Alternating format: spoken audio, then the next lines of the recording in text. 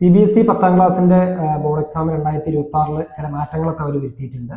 അതായത് രണ്ട് face exam ഉണ്ടാവും. നമുക്ക് ഇനീഷ്യൽ ഫേസിൽ മാർക്ക് കുറയുന്ന സബ്ജക്റ്റിന് മെയ് മാസത്തിൽ നടക്കുന്ന എക്സാമിന് നമുക്ക് ഇമ്പ്രൂവ് ചെയ്യാൻ പറ്റും. അതൊക്കെ ഓൾറെഡി നമുക്ക് അറിയാവുന്ന കാര്യങ്ങളാണ്.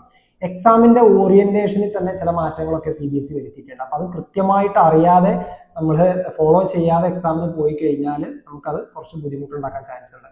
അപ്പൊ നമ്മുടെ മക്കൾ ഫോക്കസ് ചെയ്യേണ്ടത് ഒരു 50% കോമ്പറ്റൻസി ബേസ്ഡ് ക്വസ്റ്റ്യൻസ് ആണ് എക്സാമിന് ഉണ്ടാവുക. അതായത് അതിൽ MCQs ഉണ്ടാവും, ഒരു 20% MCQs ഉണ്ടാവും, അസേർഷൻ റീസൺ ടൈപ്പ് ക്വസ്റ്റ്യൻസ് ഉണ്ടാവും, ഡാറ്റ ബേസ് ചെയ്തിട്ടുള്ള ക്വസ്റ്റ്യൻസ് ഉണ്ടാവും, കേസ് സ്റ്റഡി ബേസ് ചെയ്തിട്ടുള്ള ക്വസ്റ്റ്യൻസ് ഉണ്ടാവും.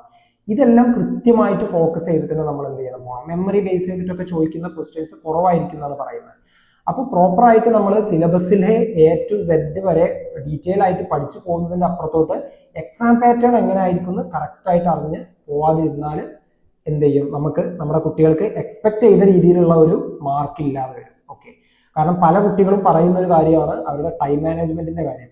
ഈ ഒരു ടൈം മാനേജ്മെന്റ് സ്കില്ലിലുള്ള പരാജയം കാരണം മാർക്ക് കുറയുന്ന ഒരുപാട് കുട്ടികളുണ്ട്. പല സ്റ്റുഡൻസും പറയുന്നതാണ്, ഒരു അരമണിക്കൂറും കൂടി ഉണ്ടായിരുന്നെങ്കിൽ എനിക്ക് മുഴുവനും സ്കോർ ചെയ്യാൻ പറ്റുമായിരുന്നു, 33 അല്ലെങ്കിൽ 35 ക്വസ്റ്റ്യൻസും എനിക്ക് അറിയാവുന്ന ക്വസ്റ്റ്യൻ തന്നെ ആയിരുന്നു. നമുക്ക് എക്സ്ട്രാ 5 മിനിറ്റും 10 മിനിറ്റും ഒന്നും ആരും കൊണ്ടുവന്ന് തരാൻ പോകുന്നില്ല. ഈ ഒരു 2.5 hour അല്ലെങ്കിൽ 2 hour മാത്രമേ എക്സാമിന് ഉണ്ടാവുള്ളൂ. അപ്പൊ കൃത്യമായിട്ട് ഇപ്പൊ ഒരു MCQ ക്വസ്റ്റ്യൻ ഭയങ്കര ഒരു മാർക്കിന്റെ ക്വസ്റ്റ്യൻ ആയിരിക്കും, ഭയങ്കര കൺഫ്യൂഷൻ ഉണ്ടാക്കുന്ന ക്വസ്റ്റ്യൻ ആയിരിക്കും. അതിന് വേണ്ടിയിട്ട് 15 മിനിറ്റ്സും 20 മിനിറ്റ്സും ഒന്ന് കളയാന്നുള്ളത് പ്രാക്ടിക്കലി പോസിബിൾ ആയിട്ടുള്ള കാര്യമല്ല.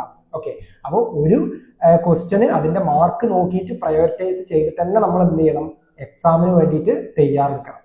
അപ്പോൾ റിപ്പീറ്റ് ചെയ്ത് ചോദിക്കുന്ന ക്വസ്റ്റ്യനും എക്സാം പാറ്റേണിനെ പറ്റി കൂടുതൽ അറിയാൻ വേണ്ടിയിട്ട് എന്ത് ചെയ്യുക, എൻ്റെ വീഡിയോസ് കണ്ടിന്യൂസ് ആയിട്ട് കാണുക, പേജ് ഫോളോ ചെയ്യുക.